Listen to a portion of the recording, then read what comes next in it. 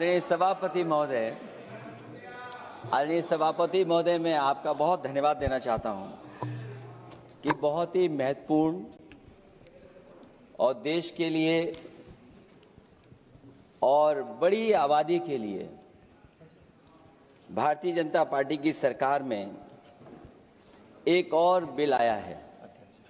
क्योंकि मेरे से पूर्व में जो हमारे साथी बोले हैं वो माननीय सदस्य हमारे साथ नहीं, लेकिन मैं उनके बहुत सारी बातों से सहमत हूं। और अध्यक्ष महोदय, मैं देख रहा हूं जो एक्स कांग्रेस वाले हैं वो ज्यादा बोल रहे हैं।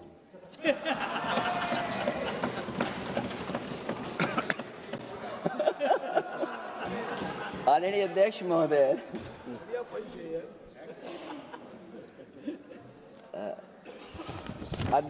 जो आज बिल पेश हुआ है, मैं हिंदी और अंग्रेजी को जो कुछ समझ सकता हूं वो यही मैं कह सकता हूं कि माननीय मंत्री जी ने ये कहा कि ये उम्मीद है। ये उम्मीद कैसे बना है, अंग्रेजी में भी मुझे समझ में नहीं आ रहा कि उम्मीद है। ये हिंदी में भी समझ में नहीं आ रहा कि ये उम्मीद है। यूनिफाइड वक्फ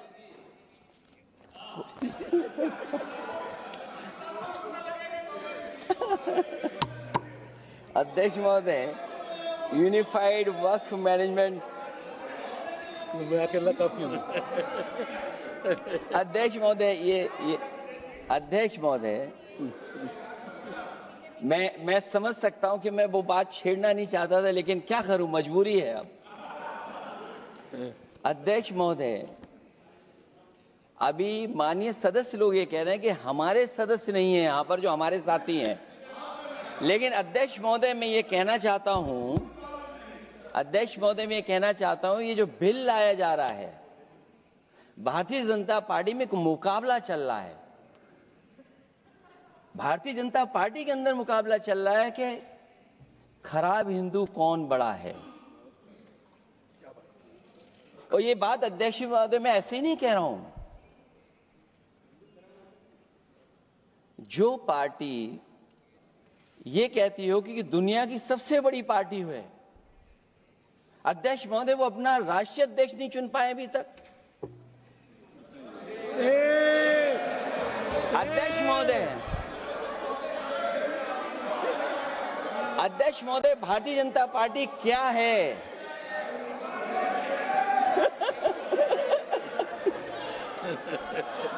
जी बताएंगे। अध्यक्ष महोदय, क्योंकि जो बात निकल के आई है वो मैं फिर आगे बढ़ा दूं। अध्यक्ष महोदय, जो बात सोशल मीडिया या और जगह गुपचुप हो रही है, कहीं ऐसा तो नहीं था कि अभी कुछ दिन पहले यात्रा जो हुई है वो कहीं 75 वर्ष की एक्सटेंशन वाली यात्रा तो नहीं थी। अध्यक्ष महोदय, ये जो इस बार जो वक्फ बिल आया है, नाकामी का पर्दा इस बार है वक्फ बिल। और नाकामी को एक आध नहीं है, मैं कई नाकामियां बता सकता हूं। अभी मैं माननीय सदस्यों को सुन रहा था, वो पुराने कई बिल उनके बारे में चर्चा कर रहे थे कि कितने प्रोग्रेसिव बिल लेकर के आए हैं। मुझे याद है मैं उत्तर प्रदेश में उस समय था और मुझे लगा कि शायद इनकी वो बात ठीक होगी। एक ये बहुत तैयारी के साथ फैसला लेकर के आए थे और फैसला ये लिया था आधी रात के आज के बाद नोट नहीं चलेंगे, नोट बंद हो जाएंगे। अध्यक्ष महोदय, उस नोटबंदी नाकामी के बारे में भी तो चर्चा हो जाए कि अभी भी न जाने कितनी जगह पर कितना रुपया निकला जा रहा है, कितना निकल करके आ रहा है। केवल नाकामी नोटबंदी की नहीं, नाकामी बेरोजगारी की भी है, नाकामी महंगाई की भी है, नाकामी किसान की आय दोगुनी नहीं कर पाए वो भी इनकी नाकामी है। मुझे याद है एक माननीय मंत्री जी पूरे देश की नदियों के बारे में बीओडी बता रहे थे, लेकिन माननीय मंत्री जी ये भूल गए कि उनके शहर में, उनके क्षेत्र की जो नदी है उसकी बीओडी क्या है। गंगा क्या साफ हो गई? यमुना क्या साफ हो गई? स्मार्ट सिटी क्या बन गई? क्या गोद लिए हुए गांव इन्होंने गोद से उतार दिए? उनकी क्या दुर्दशा है? इसलिए मैं कहना चाहता हूं, ये नाकामी का पर्दा इस बार वक्फ बिल बना है। और सबसे बड़ी बात तो यह है कि जिसके लिए फैसला होना है उसकी बात को अहमियत न देना भी नाइंसाफी है। अध्यक्ष महोदय, नाकामी केवल यहां तक नहीं है। और भारतीय जनता पार्टी क्या है, मैं केवल एक पुरानी घटना याद करता हूं। एक बार फैजाबाद अयोध्या में एक कार्यक्रम था, उसमें बड़ी तैयारी की गई थी और तैयारी के साथ कलाकार मुंबई से बुलाए गए थे। हो सकता है वो सहमति दिल्ली से ना रही हो, केवल लखनऊ की सहमति से हो रहा हो कार्यक्रम। और जब कार्यक्रम की पूरी तैयारी हो गई, भगवान श्री राम बनकर के कोई आ गया, लक्ष्मण बनकर के कोई आ गया, मां सीता भी बनकर के कोई आ गया, हनुमान जी और भगवान हनुमान भी बनकर के कोई आ गया। लेकिन जब लखनऊ से वो हेलीकॉप्टर उड़ा और अयोध्या पहुंचा तो सब लोग थे, लेकिन उसमें हनुमान नहीं थे। अध्यक्ष महोदय, मैं भारतीय जनता पार्टी के लोगों से कहूंगा कि जानकारी करिए कि आखिरकार भगवान श्री राम थे, लक्ष्मण थे, सीता थी, लेकिन हनुमान क्यों नहीं थे? हनुमान इसलिए नहीं थे, शायद उनकी जात या धर्म कुछ और था। अध्यक्ष महोदय, ये देश मिली जुली संस्कृति से चला है। कुछ हमने सीखा, कुछ उन्होंने सिखाया। और जो लोग ये कहते हैं कि हम सबको बराबरी का हक देते हैं, अभी कुछ दिन पहले ईद निकली है। अध्यक्ष महोदय, वो परंपरा रही है, न केवल मैं जाता हूं बल्कि कोई दल का नेता ऐसा नहीं न जाता हो उस कार्यक्रम में शामिल होने। भारतीय जनता पार्टी के जो मुख्यमंत्री, उप मुख्यमंत्री, वो भी जाते हैं, उप मुख्यमंत्री, सभी धर्मों के नेता आते हैं। लेकिन पता नहीं इस बार क्या साजिश थी, षड्यंत्र था कि वहां पर कुछ पाबंदी लगी हुई थी। अगर किसी कारण पाबंदी लगी हुई थी तो बात समझ में आती है, लेकिन जब जानकारी हुई है, किसी को नहीं पता था कि पाबंदी क्यों लगी है कि आप नहीं जा सकते वहां पर कार्यक्रम में शामिल होने। क्या यही भारत है, यही संविधान हमें रास्ता दिखाता है? अध्यक्ष महोदय, मंत्री जी बताएं हमें, वो खुद भी माइनॉरिटी हैं, भगवान बुद्ध के रास्ते पे चलते हैं। भगवान बुद्ध का रास्ता दूसरा है। हम आपको अपना मानते हैं तब भी जब आप हमारे बहुत सारे ग्रंथों को नहीं मानते, तब भी हम आपको अपना मानते हैं। आप हमारे पुराणों को नहीं मानते हैं, आप हमारे उपनिषदों को नहीं मानते हैं। लेकिन सोचिए, हम हिंदू वो लोग हैं जो आपको स्वीकार करते हैं और गले लगा करके चलते हैं। अब मैं दूसरे धर्म पे नहीं जाऊंगा, कोई नाराज हो सकता है। मैं दूसरे धर्म के बारे में नहीं जा सकता, मैं केवल यही बताता हूं। और मैं उत्तर प्रदेश में, अध्यक्ष जी, जहां से आता हूं, मैं अपमान नहीं कर रहा हूं, मैं सच बोल रहा हूं। और ये बिहार के चुनाव में जो आप कह रहे हैं कि महिलाओं को 2 मेंबर बना दिया, इस बार मैं भी देखूंगा आप आगे भारतीय जनता पार्टी कितनी महिला लोगों को टिकट देंगे वहां पर।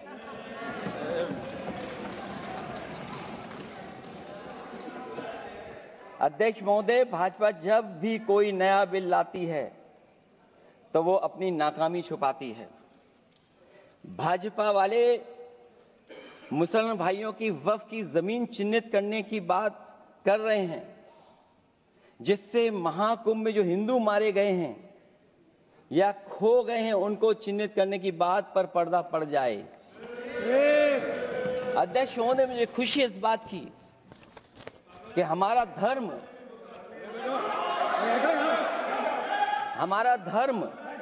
अध्यक्ष महोदय, नहीं कुछ कहना चाहते हैं। नहीं प्लीज, उनको अलाउ नहीं किया। अध्यक्ष महोदय, कुंभ में आस्था सबकी है, कोई ऐसा नहीं जिसकी आस्था ना हो। और कुंभ कोई पहली बार नहीं हो रहा था। ये भारतीय जनता पार्टी के लोगों ने ऐसा प्रचार किया कि 144 वर्षों के बाद पहली बार महाकुंभ होने जा रहा है और लोग निकल पड़े। सरकार ने कहा कि हमारी तैयारी 100 करोड़ की है। आप कहते टेक्नोलॉजी का हम इस्तेमाल करेंगे, जमीनों को हम मैपिंग कर करके डेटा एंड रिकॉर्ड ठीक करेंगे। अध्यक्ष महोदय ये बताएं कि वो 30 लोग कौन थे, उनके नाम क्या थे जिनकी जान चली गई, न केवल जान जाने वालों की, बल्कि अध्यक्ष महोदय ये सरकार बताए कि जो लगभग 1000 हिंदू खो गए हैं, जो अभी तक नहीं मिले, जो अभी तक नहीं खोज पाए हैं, वो 1000 हिंदू की सूची कहां है? और फिर धर्म कारोबार की बात है, जो ये लोग गोली। अध्यक्ष महोदय मैं कार सेवक वाली बात इसलिए नहीं छेड़ना चाहता हूं, अध्यक्ष महोदय ये शायद माननीय सदस्य जानते नहीं कुछ सच्चाई नहीं जानते। अध्यक्ष महोदय ये संविधान की वजह से, संविधान को बचाने के लिए, हिंदू एकता को बचाने के लिए कुछ फैसले लिए गए, लेकिन एफआईआर हम लोगों पे नहीं लिखी गई थी। एफआईआर उन पे लिखी गई थी जो बेचारे तैयार हो गए थे सुबह, लेकिन पता नहीं कहां से फोन आया था, कहा था कि अब तैयार तो हो गए हो लेकिन आप शिलान्यास में नहीं आ सकते। इसलिए बात को इधर से उधर नहीं में ले जाना चाहता। अखिलेश जी जरा वक्त पे भी आ जाओ। अच्छा वक्त पे आ रहा हूं। नहीं, वक्त पे अध्यक्ष इसलिए आ रहा हूं क्योंकि वक्त समझने के लिए भारतीय जनता पार्टी की सोच क्या है। और ये अध्यक्ष महोदय जब ये कह रहे हैं कि इससे कारोबार होगा,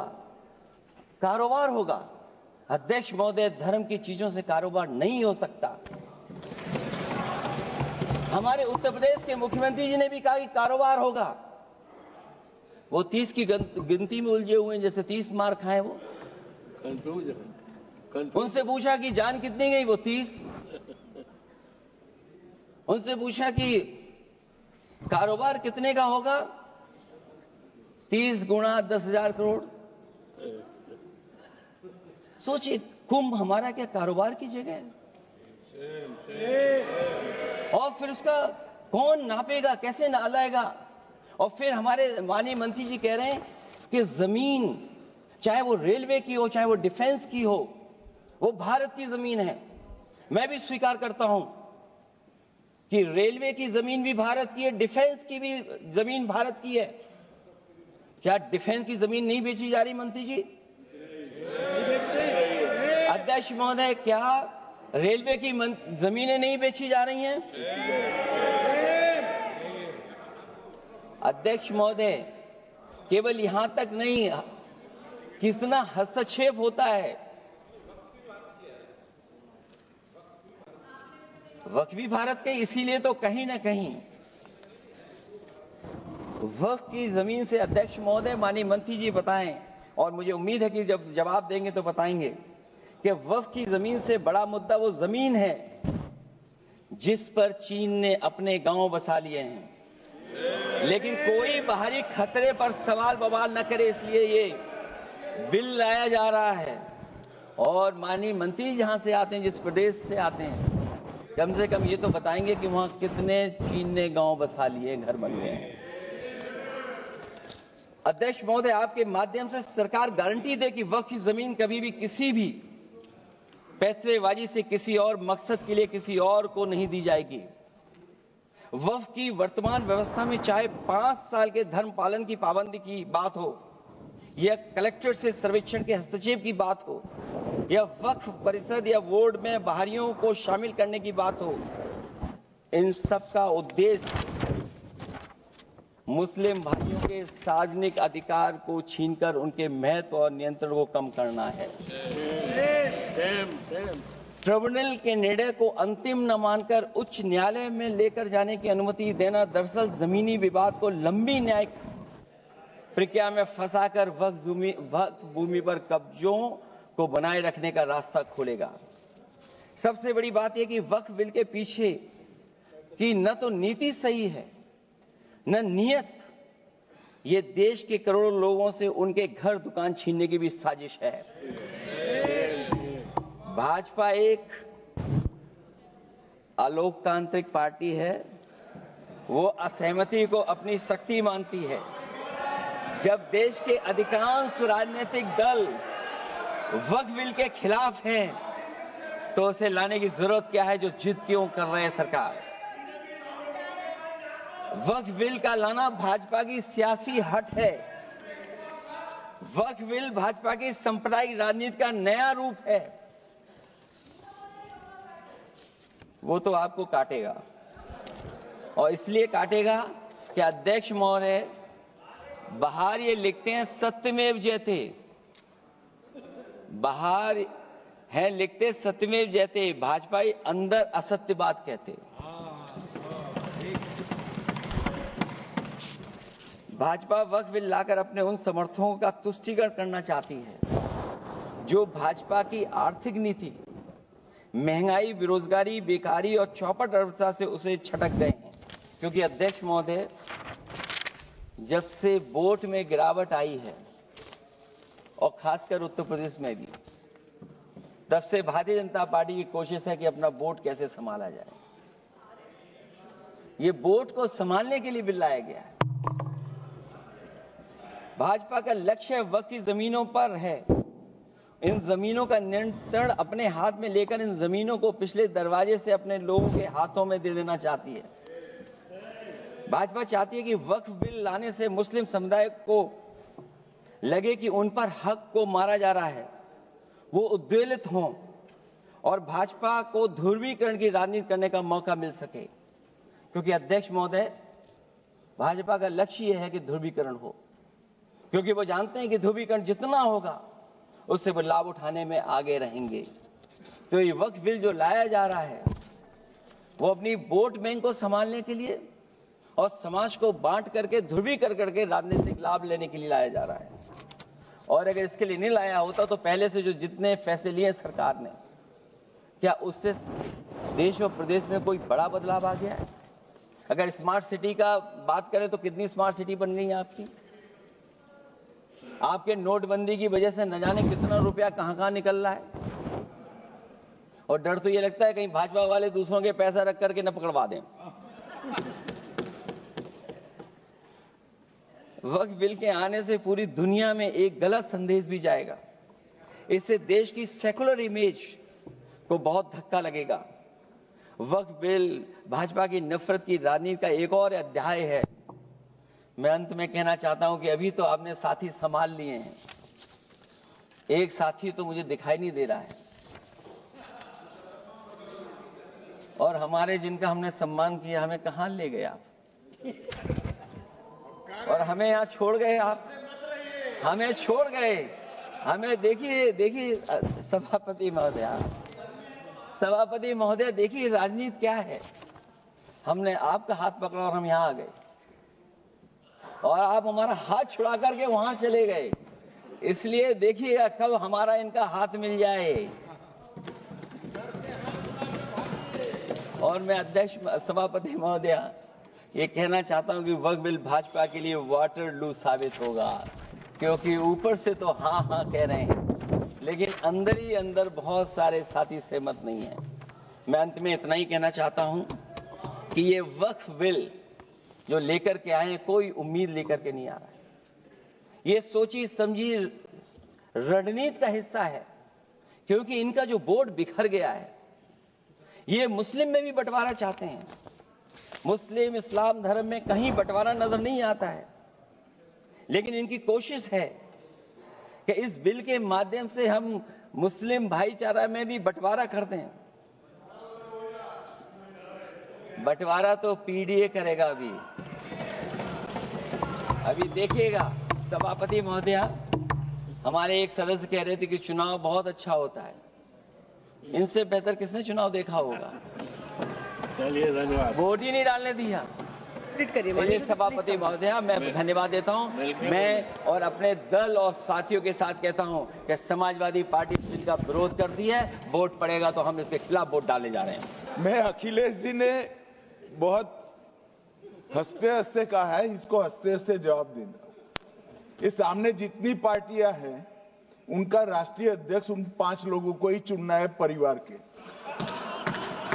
हमें माननीय अध्यक्ष जी करोड़ों सदस्यों में से 12-13 करोड़ सदस्य प्रक्रिया कर कर चुनना है तो देर लगती है। आपके यहाँ जरा भी देर नहीं लगेगी। मैं कह देता हूं अभी 25 साल तक आप अध्यक्ष हो जाओ, नहीं बदल सकता।